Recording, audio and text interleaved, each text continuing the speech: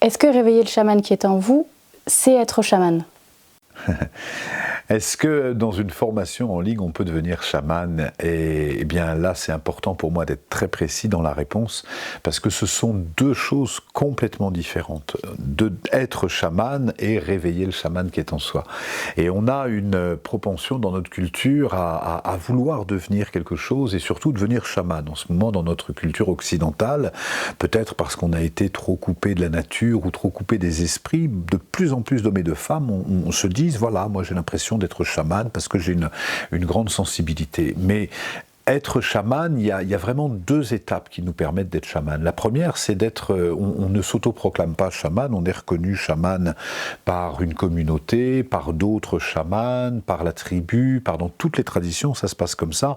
C'est pas nous-mêmes qui nous reconnaissons chaman, c'est vraiment les esprits par la bouche des anciens qui nous reconnaissent chaman. Et une fois qu'on est reconnu chaman, c'est comme une autorisation à rentrer à l'école.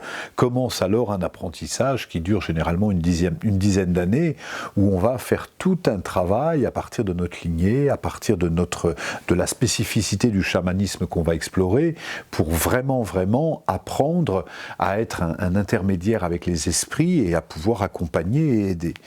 Alors, pour autant, on peut s'intéresser à réveiller le chaman qui est en nous sans avoir vocation à être chaman. C'est un petit peu comme on peut très bien prier et sans être prêtre, ou on peut apprendre à se maintenir en bonne santé sans être médecin.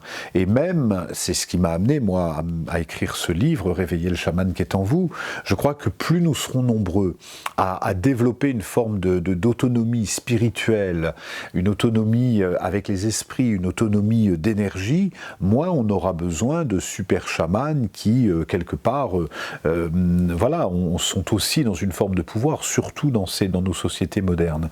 Donc réveiller le chaman qui est en soi, c'est développer ces qualités intrinsèques qui sont propres au chamanisme, parce que depuis la nuit des temps, le chamanisme a beaucoup à nous apprendre, et je crois qu'on peut vraiment développer ces capacités chamaniques sans pour autant avoir vocation à être chaman, comme on peut apprendre à prendre soin de notre santé sans avoir vocation à être médecin. Comment est-ce que tu définirais le chamanisme ?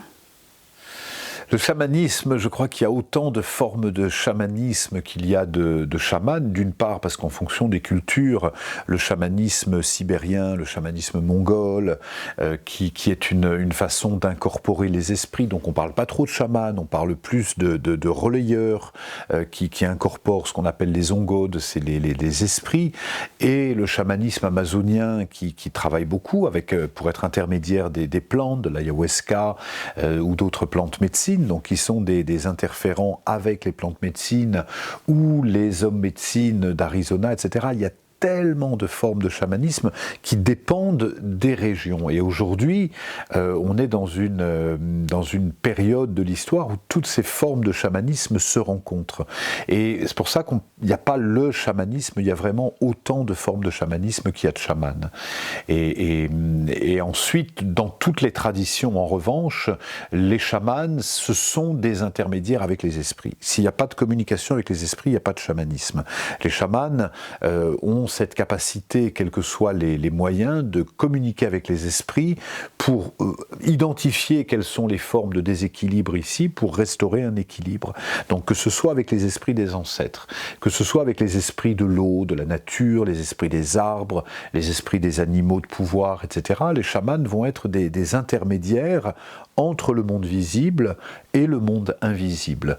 Et c'est ce qui fait que dans leur pratique, il est question d'être des interprètes des esprits de la nature, il est question d'apporter une forme de guérison en transmettant aussi la guérison des ancêtres ou la guérison des esprits, et une forme de divination, même si c'est pas tout à fait le mot juste, parce que pour les chamans, la notion de passé et de futur n'existe pas, mais en tout cas de pouvoir explorer les causes des perturbations actuelles dans ce qu'on appelle le passé, et de façon à vivre dans l'harmonie. Les chamans sont dans toutes les traditions des interprètes des esprits pour restaurer un équilibre dans notre monde.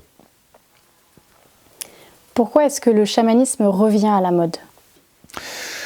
Je crois que si aujourd'hui il y a autant d'hommes et de femmes qui s'intéressent et sincèrement au chamanisme, c'est que on s'est éloigné beaucoup des esprits, on s'est éloigné beaucoup de la nature depuis quelques générations. On est arrivé dans une société, je parle pour notre monde moderne, occidental, européen, une civilisation qui est hyper matérialiste, où on nous a persuadé que le bonheur, la paix, on l'obtiendra en allant chercher à l'extérieur.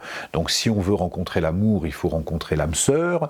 Si on veut être bien matériellement, il faut gagner plus d'argent. Ou alors si on est stressé, il faut partir à la campagne ou à la plage pour se détendre.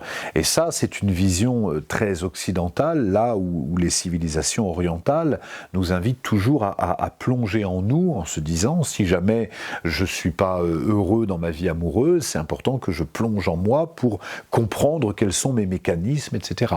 Si je ne suis pas bien dans ma santé, c'est important que je regarde quel est mon rapport au corps, quel est mon rapport, etc. Donc l'Orient, et d'une façon générale le chamanisme, est une invitation à plonger en soi. Et là, on est dans un moment de l'histoire où on a besoin à la fois de se développer matériellement, parce qu'on est, qu'on le veuille ou non, dans une Europe, dans un monde moderne qui fonctionne beaucoup comme ça, et en même temps de relier notre développement matériel à la quête de sens. On a besoin de savoir pourquoi on se lève le matin, on a besoin de savoir pourquoi on investit, on a besoin de savoir pourquoi on s'engage. Et quand on s'intéresse à ça, on va réaliser que chercher son petit bonheur égotique et égoïste, c'est jamais ça qui va nous rendre heureux. Ce qui va nous rendre heureux, c'est la sensation de faire partie d'un tout. Et les chamans nous amènent à comprendre que nous ne sommes pas coupés de la nature. On est peut-être tous très différents, on est tous des grains de sable, il n'y a pas deux grains de sable pareils, mais on fait tous partie d'une grande plage où il n'y a pas deux gouttes d'eau pareilles ou deux flocons de neige pareils, mais on fait tous partie de la même neige, de la même montagne ou du même océan. Et ça, c'est tout un apprentissage qu'on a besoin de retrouver. On a besoin de retrouver ce vivre ensemble. Si le chamanisme s'est instauré dans les traditions autochtones, dans les peuples premiers, dans les nations premières, etc., c'est que ce sont des cultures où l'homme est intégré dans la nature. Il est un gardien de la nature. Et les chamans, je pense à mes frères et sœurs chamans d'Amazonie, c'est vraiment des gardiens de la forêt. Et nous sommes, nous, même en vivant en ville, nous sommes des gardiens de notre culture, de notre civilisation. Et c'est peut-être parce qu'on s'est éloigné de ce grand tout qu'on a besoin aujourd'hui de retrouver du sens à notre vie pour retrouver notre place sur la Terre, parce que quand on a trouvé notre place sur la Terre, à ce moment-là, on accède à toutes nos capacités et on peut se dire « Waouh, comme l'incarnation est un beau cadeau ».